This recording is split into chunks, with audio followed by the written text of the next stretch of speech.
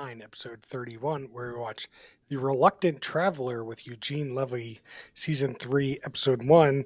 And that's great because I'd rather have no one haunting me. I'm Chris Lorenz. Chocolate is considered a staple part of the diet. This is Brian. I am the bad guy, but I'm a good person. This is Noah Singer. So those are all quotes from this week's show. But last week we watched Love Island Games on Peacock, and you guys voted it a top third show. I wasn't on that episode, and I haven't gotten a chance to listen to it yet. Ooh. So I have something to look forward to because I do like listening to the podcast when I'm not on it. But what show do we watch this week? Eugene Levy visits some of the world's most beautiful and intriguing destinations in Costa Rica, Finland, Italy, Japan, Maldives, Portugal, South Africa, and the United States, exploring hotels and places. That is The Reluctant Traveler on Apple TV Plus. Thank you, Noah. So we haven't done a travel vlog show in a long time. Like, I don't know when the last time we did one. I was thinking that when I was watching it, because like it feels very much on the fringe of our oeuvre. I mean, it's a reality show, kind of. I mean, I would call it I would call these shows reality shows, like these travel vlogs, but we don't do them that often because nothing really changes between them generally. It's like this one has Eugene Levy. Great. We'll talk about what Eugene Levy brings to this and the aesthetic and, you know, what the show provides. But, you know, I think we did one with like Snoop Dogg, and then there's like cooking versions of this show, like Anthony Bourdain. We didn't particularly like their Anthony Bourdain show when we did it. I know Noah probably is screaming in his head right now that like we didn't like the Anthony Bourdain version. I mean, to be fair, I think I maybe seen like one or two episodes of his show. What is it? Something Unbound? I can't even think of the name. Parts Unknown. I did like Parts Unknown. Thank you, Brian. So I can't say I'm like all into, you know, his thing, but I did like his book. Yeah. Well, just to be clear, you can listen to the episode, but we did Seattle, living in Seattle. I think it didn't do a great job of showing Seattle. And that was one of our big problems with that show. So anyway, the show, Eugene Levy, he goes to Mexico, Oaxaca, and shows us around for Day of the Dead festival. So he gets Samuel, I believe his name is Samuel, to like kind of be our surrogate Mexican for this festival. And we have a bunch of segments, which we'll get into, I guess. And, you know, that was kind of the show. Like, what did you think of it, Noah? What did you think of the show? I mean, the cinematography is gorgeous. Very well shot. Like lots of nice drone footage, panning, just great camera work. But it's definitely like a travel vlog show. I think it was nice to get a little glimpse of Oaxaca and Dia de los Muertos. Yeah, I think the cinematography like pops. I think it's a big thing. Brian, what about you? What's your hot minutes?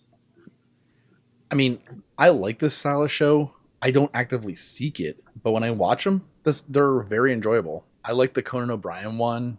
Conan. Yeah, that was another one that we did, and that was the last one we did, the Conan one. Yeah, good call.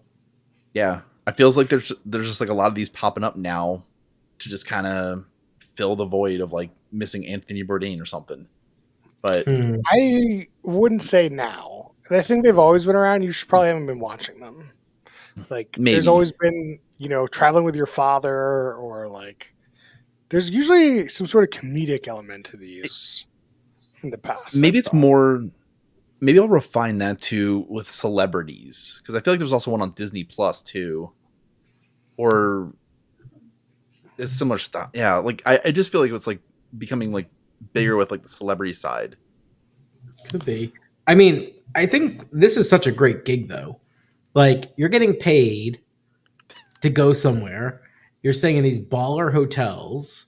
Like what could be better? You know, like you're putting in a few days of work. Amazing, right? Yeah, I'm all in. Um, yeah. So I find these shows kind of, I don't know. I don't really find them very good. I don't really like these kind of style shows, but I thought this episode was pretty interesting. I liked that it was around an event, and I think Hmm. Eugene Levy provided like the kind of everyman energy that you kind of need to this kind of Yeah. a show. And it wasn't all about him making jokey jokes. And I had an enjoyable time. It was an enjoyable sit. Would I put on episode 2? Probably not, to be honest. It's not my style of show, really. But I did feel like I got a taste of being at a Day of the Dead, Hmm. uh, like celebration from like a cultural perspective, almost like more than I would probably get. Um, like even if I went to a Day of the Dead festival, like I'm not Oh, for getting sure. Samuel to like invite me into his house for his grandmother's mole sauce. Right. I think the one That thing is the though, like, experience. yeah, I think Eugene Levy does provide a good everyman, but I was a little let down. Like, I just don't think he provided much character. I felt he was a little bit plain. Like, I wanted more spice from him. See that? I That's where you're wrong. I didn't need more spice. More Hmm. spice would take away from like at this point, Eugene Levy like goes into the background and Samuel and the people that he's interviewing and talking to come to the foreground a bit. And like it's Hmm. very much dependent on those people then to carry the show, which I think not a great show sometimes when you do that. But I or like episode, but I think this episode is pretty Hmm. good. Like I know Samuel didn't provide a lot of spice, as you would say, which he Yeah. could obviously have done more. But I think the cinematography and everything, as you pointed out, was really good. Like, really added the spice for me. Like, Hmm. Brian, did you get any spice? You like the spice? No I spice? did like the spice. I got the spice from Hmm. those roasted peppers, The but I peppers did. are real. Yeah. Yeah. not from the. I think with the worst segment where he had to go get the grasshoppers. Yeah, the Yeah, chillax. no spice there. Oh man, that one was a little painful. All Yeah. right, let's get into it. So the show starts out with Eugene Levy, like saying that now he's a seasoned traveler because this is season 3. So It's the trace. Yeah. I wonder what like more of a season 1 tone would be, but season 3, he's like, I'm a seasoned traveler. I've created a bucket list. Let's go. Do we see a bucket list? Absolutely not. Well, Was we the see him point of start his writing. bucket list? He just Starting wrote to bucket write. list down and that was it. It's like the bucket list is wherever the producers tell me to go. Maybe I don't know, but his daughter is in the season. Maybe she's in the other seasons too. Like, I really think this is a via like Eugene Levy somehow was able to get a sweetheart deal from Apple, like, and his agents just packaging it up. It's a way for Eugene to just get paid and do some nice I trips. mean, I definitely will give you that this kind of show is like a sweet gig for sure. It's a sweet gig. Yeah. I think if you are like, um, if you're trying to make a jokey version of this show, it can be, I think, pretty like stressful because you're trying to make the show funny. But as Hmm. like Eugene Levy, just like, hey, we're just gonna do what producers tell me to do, and I'm gonna be myself. Great, perfect Right. show. Like this is definitely a lot of producer work in this show. You know, they have to coordinate everything, get it arranged, and like make sure the place has good lighting and like there's a lot of producer work. But I feel for the talent, unless he makes it seem very easy. He does make it seem very easy, and maybe that's part Yeah. of Who his knows? Who magic. knows? Seems like Yeah. a sweet gig though. Yes. So we find out he's going to Mexico for the Day of the Dead festival. Now, they say it's a 2-day festival, which I was not aware of. Hmm. The name is definitely misleading. Yeah, that's true. But it seemed to me it seemed like there was an intro parade, which might have been pre-day one. It seemed unclear to me. Did anyone get that? I don't recall that. Like I remember the night parade. They were getting ready for the big night parade. Yeah, so they're getting ready for the first segment is this parade segment. Yep. We meet Samuel, which is like our guy. We had already talked about him. Mm-hmm. And they're going to this parade, and they get Eugene Levy to put some makeup on on somebody, some random person. Parade walker. Yeah, someone in the parade. Well, That is not something I would want somebody random doing to me. Like, especially after like there's like so much like professionalism like around it, and then it's like, yeah, cool, it's like a celebrity, but at the same time, it's like a lot of hard work went into it. Yeah. Oh yeah, for sure. The left side of the face was done, and it looked professional, like so good. Like you've seen Day of the Dead kind of stuff, looks great. Then you look on the right side, it's like Eugene Levy's doing it, and it's like he felt bad about it. Yeah. Because he's like, why are you making me do this? Day of the Dead is actually split up into 3 parts, which I'm surprised they didn't cover in the show. Seems like pretty high level. There's the Day of the Children, then there's the Day of the Adults, then there's the Day of the Dead. Yeah, that's what I kind of got from the show. Was like, there's this parade was day 0. Yeah. Oh yeah. And then there was like day 1 was where you welcome the dead, where you unlock your door and you shoot some fireworks. And then day 2, you say farewell with stories, and they had like a dinner with your family. It's more of like a Thanksgiving kind of situation on day 2. The turkey. Mm-hmm. I feel like I can't have turkey in many situations. The turkey mole, like I don't know, turkey just like is a very strong flavor meat.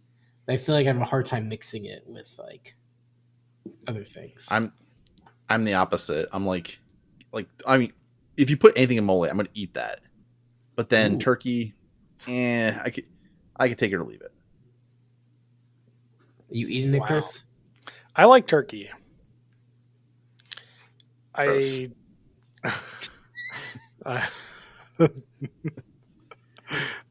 Mole, I can take or leave. It's fine. It's hard to order because I like it. I don't know how much I like it a lot of the time, so I don't order it.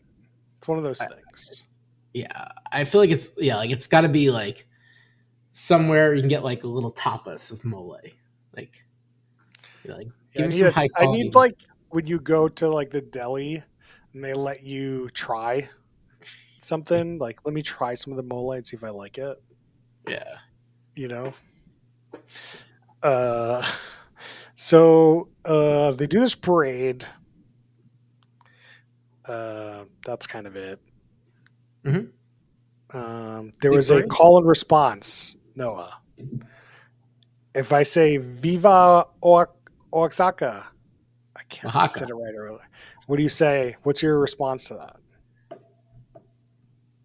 Yes. I forget. It's just Viva.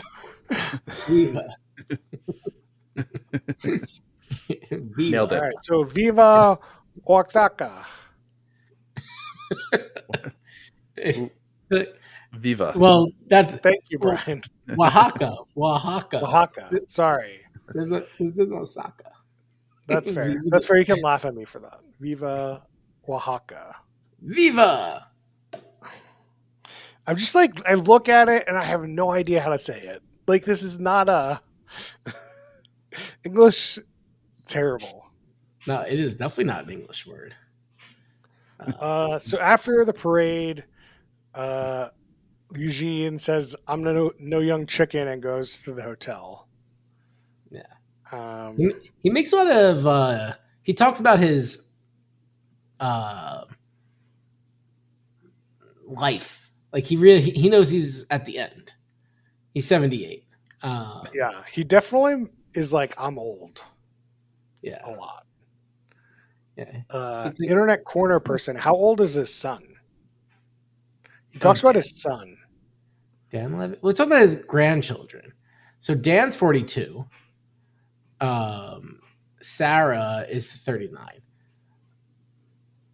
Sarah has Okay, like so he's not one of these people that had kids at 75. no. But I don't think Dan has any children. So yeah, Sarah has one child, a boy. Dan does not have any kids. Hmm. So we got one. Okay. We got one. And then they go the next day. They go to a mezcal distillery, and we get to see them make small batch mezcal. With Rosario was her name, and they put raw chicken in their special Day of the Dead mezcal. Yeah, it was interesting. That sounds pretty bomb. Like it's already a very smoky thing. Getting smoked chicken in there. Do you think the flavor of the chicken comes through though? Maybe a small amount. You're getting more from the fruits in general. And like somebody's going to claim that they can taste the chicken. And I love this segment because Eugene just like he did so much of this with a smile, but like you could clearly tell by the way he was talking that he hated this. He hated mezcal. He did not like it. He did not like it. No. So this is called Ramba Mezcal. If you want to look it up, it's definitely a little pricey. It's like $100 to $200 a bottle, depending. They have a few varieties, whatever. Yeah, but I found it interesting too. He like tries it, and he's basically like, "Yeah, that tastes like alcohol."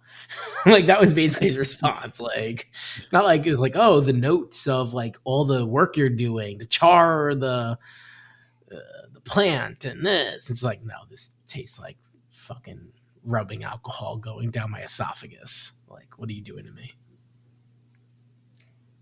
Yeah, for sure. It was interesting trying to watch him pretend to like it.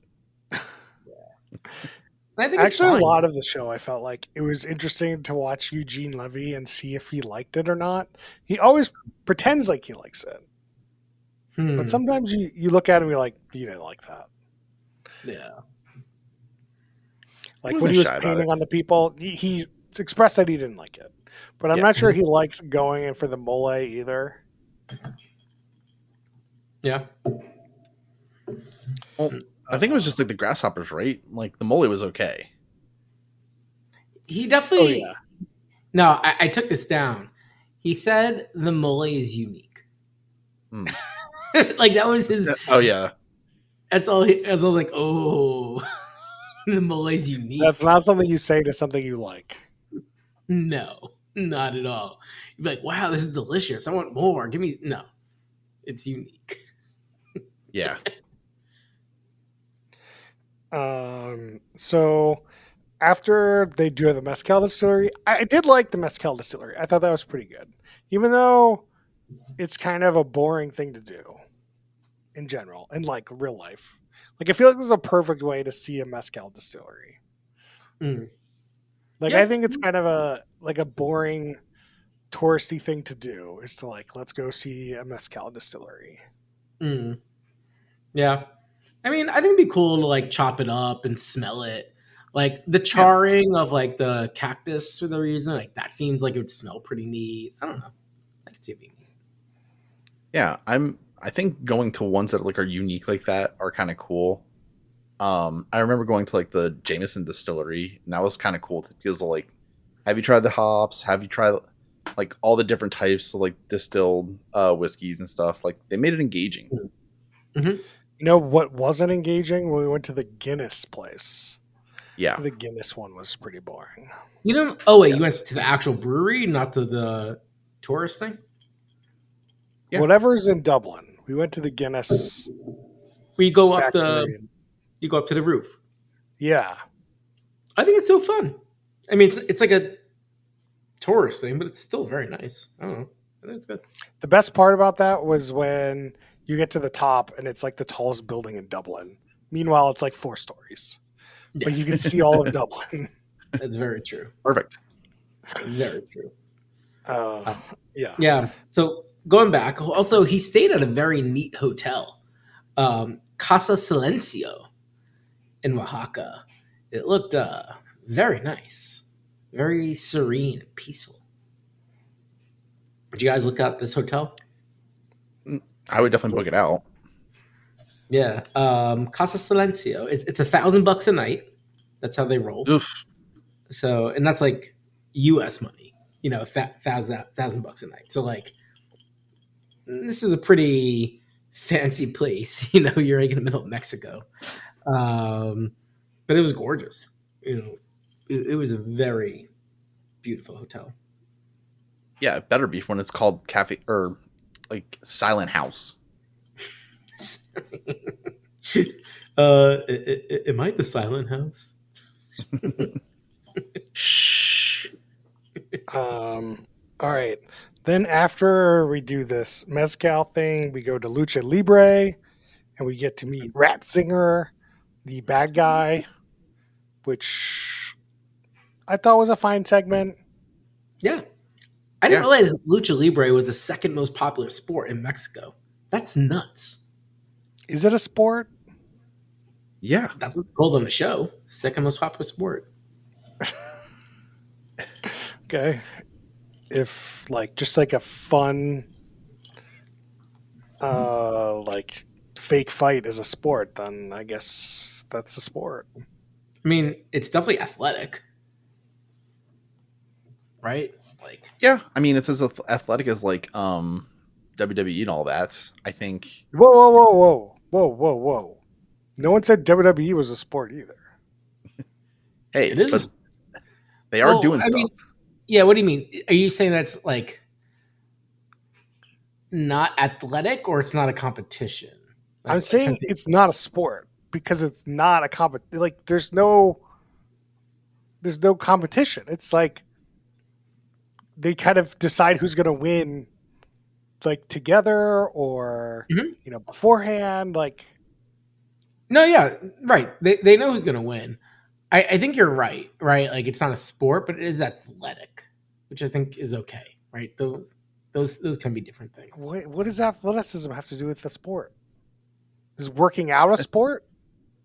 Chess is a sport. Like, Yeah, I'm chess so is. confused by this definition of sport. Well, I don't know. I'm kind of like I'm trying to find. It's like, is somebody going for a run a sport? Like they're just by themselves going for a run? Do there have to be 2 people in a sport, or can it be a 1-person sport? Is like a 15-year-old in their bedroom like having a sport all the time? Like what's going on? I think you can sport by yourself. You can try to beat your own records, compete against yourself. Is speed Sporty. running a sport? You know, like it's like with the British say, it's like I'm off to do sport. What? When is? Okay, all right, we got to move on. This is so Yeah. silly. You can look that up. That is not bullshit. That is like a real thing. It's like I'm off to do sports or sport or something. Like, that is real. So then we've got after they do the Lucha Libre at night, the next day he's going to the family dinner. So this is day 2 or day 3 of Day of the Dead Ghost. Festival. I guess we didn't mention in day 1 they did some fireworks segment. They showed at the end of somebody it, shooting off fireworks. It wasn't even a real segment, which is why we're kind of skip past it. But yeah. it is like a big part of Day of the Dead, though. Yeah, I mean it's just like this big like festival, but I don't know. I actually didn't think that much of the fireworks either. It was like, oh, it's I parade. just know it's a big part of Day of the Dead. So, Mm-mm. which the show, I guess, didn't really talk about that much. No. And so on the way, this is the most forced segment of the show, is they make Eugene Levy go to a market and he has to get chocolate so they could talk about mole sauce and how chocolate is part of, the daily whatever BS. And then he goes and gets grasshopper, which he only knows the Mexican word for grasshopper, which was champolines. Champolines. Trampolines. And he finds out it's grasshoppers and he does not look happy about it. No, he's not happy. Champolinas. It's definitely a very interesting thing to experience, and I mean, you got to try at least a little bit of it. I've had it. They're good. I mean, it doesn't taste. It's just like a fried chippy thing to me. Like it wasn't the same crispy as chip, but it just tastes like a fried thing to me. I liked it. I mean, I had it with a bunch of seasoning and stuff, and you gotta have seasoning. You gotta cook with like seasoning, even if it's bugs. Yeah, it was good. I would eat it. I don't understand the hate for like why people think bugs are gross to eat. I know we don't eat them, so it's kind of gross in a way because we don't do it. But like, because they're bugs, they like crawl out on shit. I don't know. But they're dead. No, I'm saying if you ate a live bug, sure. Yeah, I that see. would be gross. Or like, that's you're cutting it close there a little bit with the live bugs. But like a dead bug that somebody says, "Hey, this is edible and good." Like this is somebody gives me a bug and says, "This is good," I'll eat it. But if somebody says like, be worried about it being like a Malort situation where it's like, hey, this is good, and it's like completely terrible. Yeah. I don't know. I mean, I feel like there's like a very common human experience of being like icked by bugs. Like crosses cultures, crosses everything. I just think like there's a general like icky. Yeah. Well, you don't really have too many like positive experiences with bugs. No. Yeah. And I mean, I tried to shift my thinking away from like spiders being bad because it's like they eat other bugs that are flying around and dealing with my shit. That's they can hang out all they want. We have like spiders aren't bugs. Spiders inside the house. Arachnids they're bugs to people. Buggy enough. Buggy enough. Yeah. Before we get a bunch of tweets, I just want people to know that we know that spiders aren't bugs. I'm glad you got in front of that piece of being correct, Chris. At least we get some more votes on the poll, which is hate voting.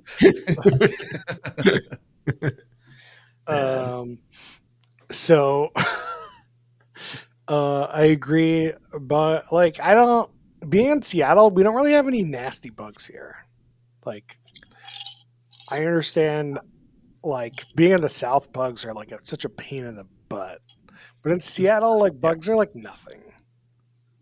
Yeah, it's fine. Like I have some like spiders make big webs quickly around my house, like in plants and whatnot. I'm surprised their speed.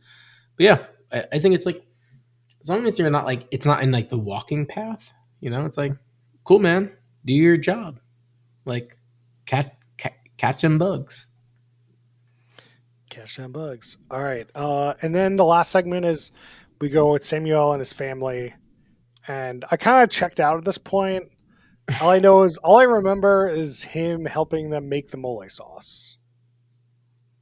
For a little bit. He like stirred it. And yeah, it didn't do much. And then they went inside. They visited like the mom's altar. And he went over like the altars in the mom's house, the prep it, setting up the dinner table. They played like this like big recorder, like wooden recorder, kind of like a very zen, meditative, like peaceful sounds kind of, with some smoke to remember the mom, remember your loved ones. And they ate crickets or grasshoppers in tortillas, handmade tortillas, fresh ones. I think that That's was it. kind of it. Yeah, Yeah. That was the end of the show. I have a quick little detour. So I'm looking at all the places where Eugene Levy's gone over the 3 seasons. I find it really funny, like the way they title their episodes. Generally, it's countries: Finland, Costa Rica, South Africa. But then they have some big cities, which is fine: Tokyo, Venice. But then they have Utah.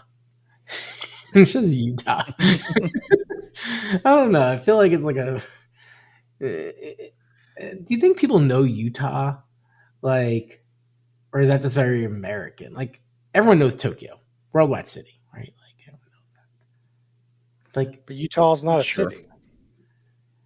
and it's a random American state. Like, do you think people, like, if they're trying to get people to watch a show outside America, do you think people in like Italy know Utah? Like, do you know the states of Italy? Yeah.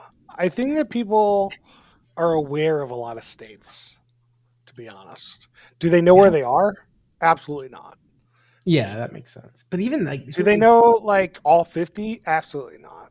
But if you would go up to some guy in Germany and be like, "Have you heard of Utah?" They'd be like, "Probably." They Yeah, probably say I'm yes, but like, would they have know anything about Utah? No. no, of course not. Yeah, I'd be surprised outside of like Florida, Texas, New York, California.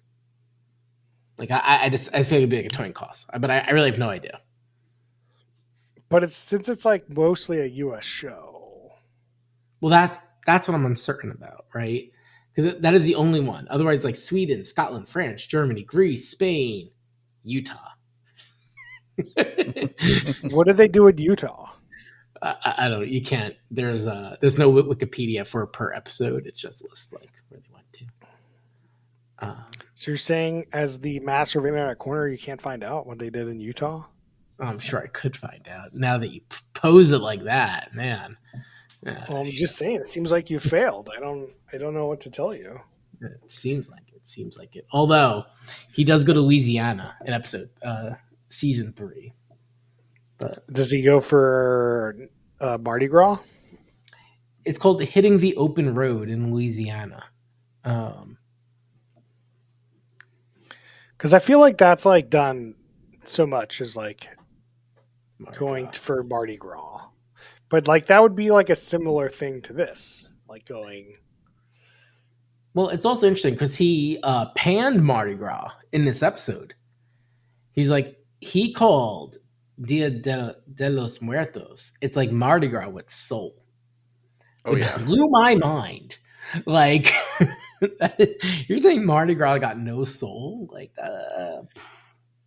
It feels like this has a little bit more soul than Mardi Gras, which is kind of turned into a mix of stuff. Like Mardi Gras still has that base, but it also has the woo aspect. oh, for sure. I would say that Mardi Gras has like an American commercialized kind of like party atmosphere, and has nothing to do like the religious aspect of Mardi Gras is like not there. Like for Or maybe it is, right? Like maybe you do Dia de I have a hard time saying that. Dia de los Muertos in Cancun, and maybe it feels like a booby parade. But you go to Oaxaca and it's like a bit more normal. And maybe it's okay, the same thing with so Mardi Gras. so Oaxaca, right? Random spot to go for Day of the Dead. You know what's also a random spot to go to Mardi Gras? Seattle. How many Mardi Gras celebrations have you been to in Seattle? That is true. 0.3. Like I'm just saying, like you could take a look at the difference. If you're saying the difference is, oh, you go to Cancun, it's just a party animal. Like, well, yeah, I think it's a little bit different because what I was trying to say is like imagine you're in New Orleans for Mardi Gras. There's like Bourbon Street and like the boobies, but imagine you go probably just like a mile away, and maybe it's like legitimate, like Legitimate Lent. what? Day of the Dead, like some No, cultural Christian shit, meaning. There was a whole Christian movie. Jesus stuff, Jesus, Jesus stuff. Jesus. That's what isn't that like what Mardi Gras is about? Like Jesus stuff, right? And to me, it's like more Jesus stuff. That's actually kind of interesting.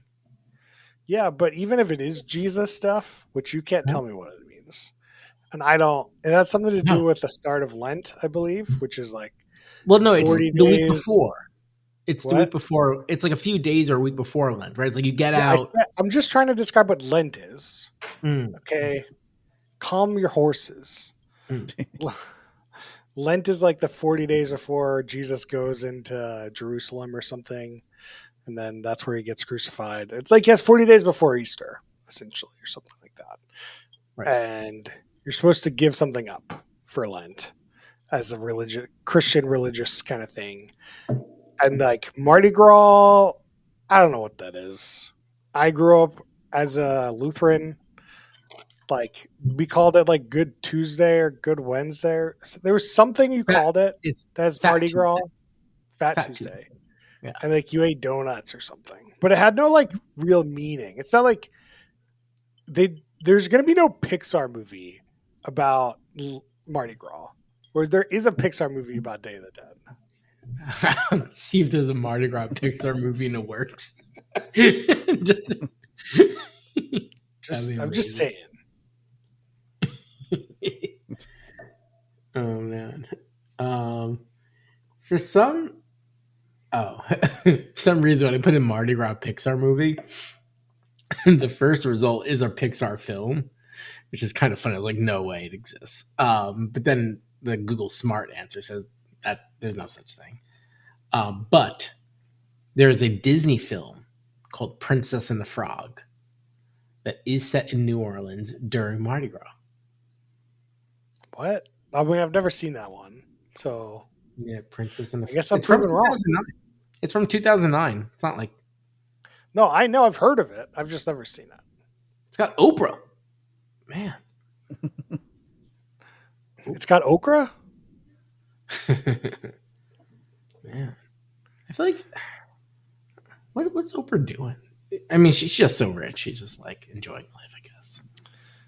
Maybe, hopefully, she's crying in her tears for bringing Dr. Oz and other nefarious people to our Yeah, lives. that's true. I mean, I'm sure she regrets that, but I'm sure she didn't know.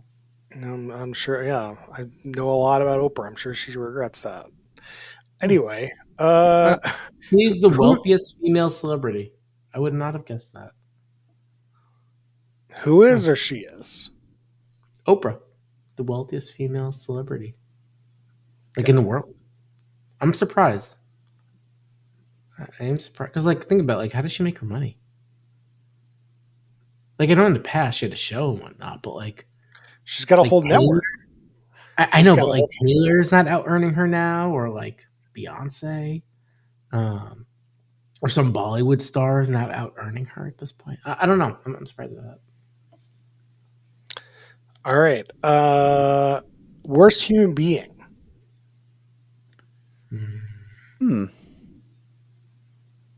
Whoever made him go get grasshoppers.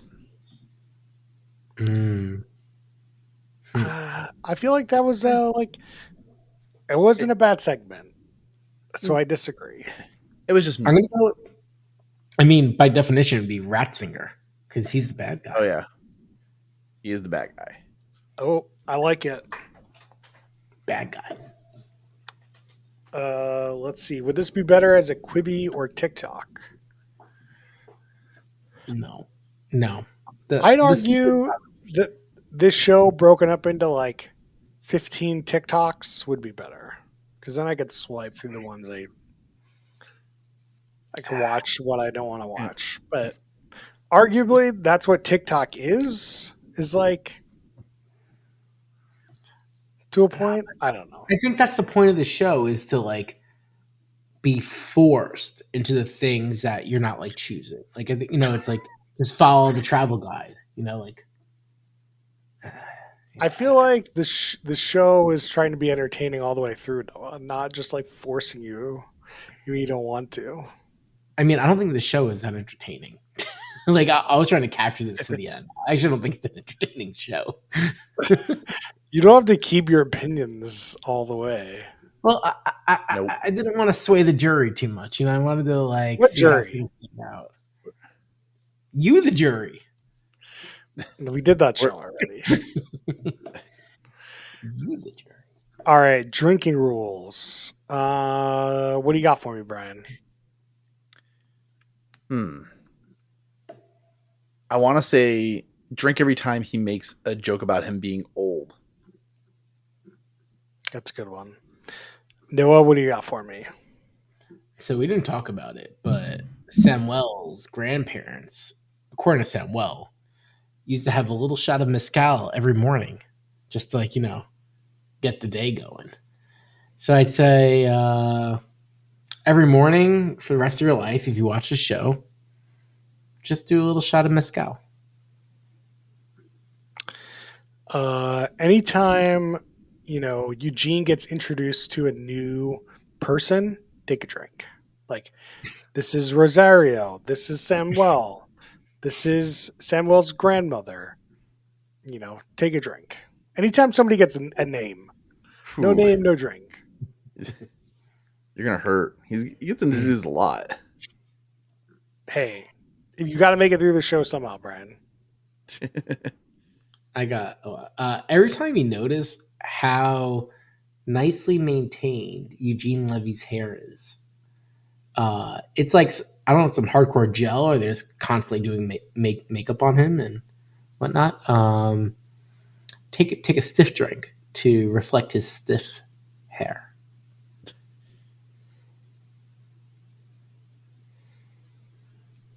Crickets. Grasshopper. Yeah. What speed would Max watch this show at?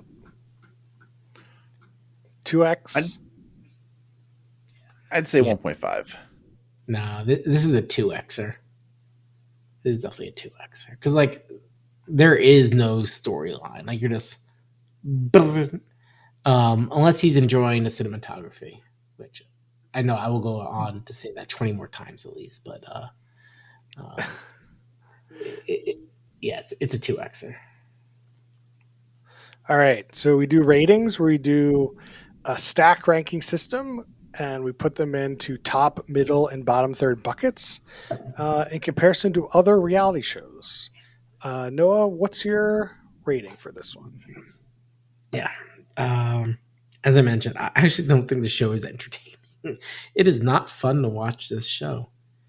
It is a beautiful show. I like Eugene Levy. It felt like watching homework. That's the best way to describe it. Like, I feel like this is something you'd put on in like middle school, and it's like, it's fine. But yeah, it was hard. The cinematography, again, I told you I'll say it a lot, was very good though. The camera work is good. The production is good. The choice of locations is great. I think they executed it excellently. And so it's a middle. I think I'm just going to put solid middle, like those things like weighing out each other. But yeah, it is not entertaining. I think this is it needs to be packaged up differently. Wow. For a show that you said not entertaining, it's like homework you put in the middle. I just can't put it in the bottom. I like Eugene Levy too much. I like him too much. He's too much of a good guy. Like, I just can't do it. I think if it wasn't for him, I just can't imagine what words I would say about a bottom third show if that's not what I would say about a bottom third show. They wouldn't have him. Yeah. I think you put Chris Lee in it, or you put someone else that isn't as endearing as Eugene Levy. Like, what's not to like about him? And so I can't do that to him. He's too good of a guy. Yeah, I mean, heaven forbid this gets back to him, and you never get invited to his grandchild's bat mitzvahs. The two Fair. of them. So the one boy is gonna have two parties meant for a girl. Bar mitzvahs for a boy. I said bat mitzvah. Yeah, he has one grandson, so he'd have a bar mitzvah, and he said his bat mitzvahs, which would be. So I'm just saying, it's all kinds of. Whatever. But I appreciate the effort. I appreciate the effort. Yes, I seemingly wouldn't get on the invite list. Brian, what do you got for me? Whew. Okay. Like I said before, I enjoy these. I don't actively seek them out though. I'm just gonna put this bottom in the middle because I would watch more just casually, or if I saw like one that was kind of interesting. But yeah, this is not something I can binge watch.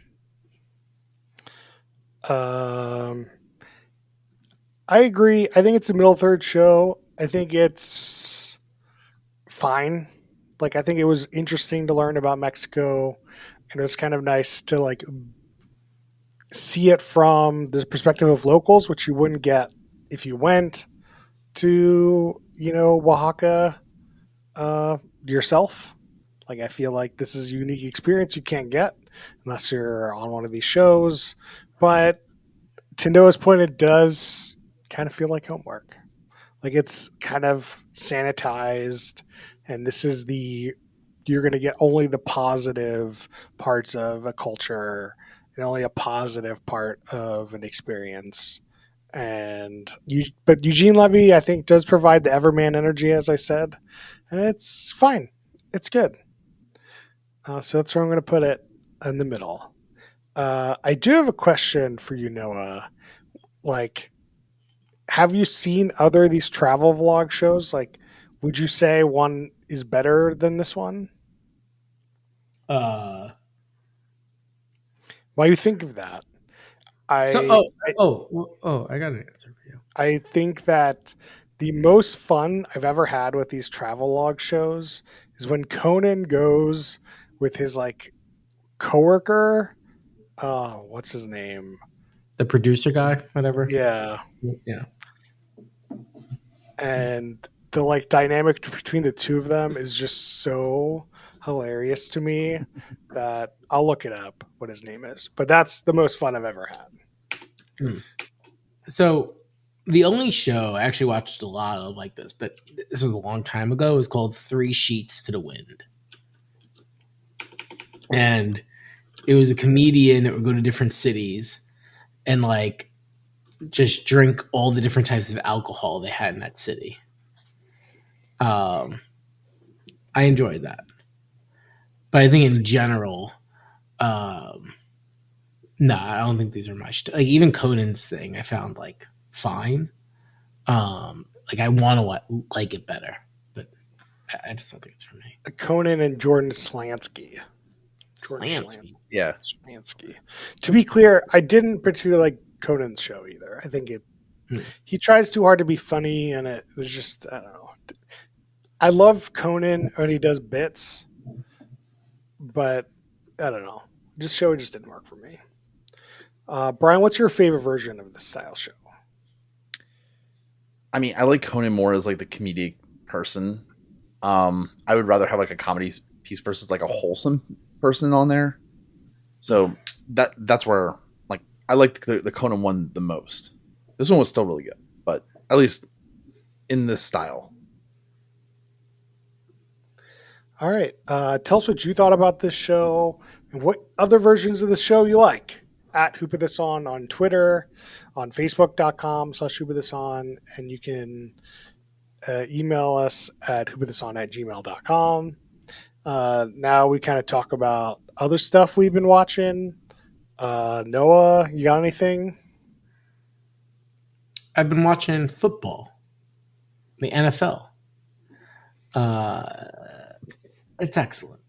What a great product they sell. So I've been enjoying that. And do you watch with your kids? A little bit. A little bit. Are you raising them as Jets fans? No Seahawks. they're not really into the fan part yet. Because like even when I watch, it's not always on, and I just put Red Zone on. But no, they'll be Seahawks. Like even myself, I consider myself a Seahawk fan. Like Traitor. yeah, I've traded. I would say I am a Traitor. but I would say I'm a trader. I would say you're a Jets trader. No, I mean, this is what happened. It's like I give you guys credit. You guys put the effort in. I moved here and I had to go to Bills on Broadway to watch the Jet games at 10 a.m. And I'm like by myself, and I'm like, I'm done with this. And so it was just too much effort to keep up with the Jets, and so I switched to the Seahawks. It's Bills off Broadway. Okay. Bills off Broadway. Well, it's Bills ain't nowhere anymore, to be honest. But thank you for that correction. I'm sure there's a Jets bar in Seattle somewhere. I mean, maybe now, 15 years later, yeah, there could be a Jet bar. That's even more effort. Yeah, but it's not him by himself. One of his complaints was he was at the bar by himself watching Jets. Whereas I feel like if he was commiserating with all the other Jets fans about how much the Jets suck, he might still be a Jets fan. Yeah, I would say it was a slow decline. Like when I went to college in Virginia, it got a little bit harder to watch Jets, but I kind of kept with it. And then even living in New York City, no one cared about football. Then I got to Seattle and just downhill. But anyway, been watching football. Football's great, and I've been listening to a book. I don't read; I just listen. It's called "The Kingdom, the Power, and the Glory: American Evangelicals in an Age of Extremism." So it's a beach read, and it's just interesting. Like it goes over how the Republican Party has just been like usurped by this like hardcore Christian nationalism, and also how Christian, like generally we thought of like the typical white American Christian like type thing, how like they've really twisted like religion with like republicanism, and it's just interesting to hear like the history and like how people think about it. It's from a reporter from the Atlantic. So yeah, been interesting. I feel like that's like kind of America. So enjoying that. Brian, what do you got for me? Katie and I have been continuing to watch Love Island Games, and that is pretty good. It's way better in an hour format than the two. Ooh, so yeah, Chris. That gives me a spoiler for what my podcast I need to listen to. It's almost over. I don't know. Is it almost? There's like one episode every day. It's impossible to keep up with that. But no, it's a sprint. They it's only on for like two weeks or so. Jeez. Yeah, it's like it's meant to cut off. Yeah, might only actually. I think it from reading right. It's over in like 2 days. Crazy. So one of the shows I've been watching is Australian Survivor. I think I shouted out last time, and they do the same thing where it's like 2 weeks and then it's over, but it's like 24 episodes, or like it takes like however long, or a month, I guess, or whatever it would be to do 24 episodes and then it's done. It's not like American TV where 13 episodes takes 13 weeks, which is 3 months. It's definitely the way to do it. I feel like to get the hype around it, keep people engaged. Makes sense. I don't know. It's too much of a commitment to watch one episode every day. That's like an hour long. It's too much. Yeah. Don't they got the recaps? Like if you miss it, you can catch up in like 2-4 minutes or something. Don't they usually got that? Yeah. I'll also shout out Noah and I went to see One Battle After Another, and it was a very good movie. I don't know how to describe this movie to you, but it is like an epic adventure about Leo and putting up the good fight again for immigration kind of. But that's kind of a background thing. But anyway, great movie. You should go see it. And I've been watching. Oh, there's one more thing I wanted to shout out. What was it? Final Fantasy VIII. I have been playing that, but that's not what I wanted to shout out. Maybe it was just that. Oh, it's the Haunted Hotel on Netflix.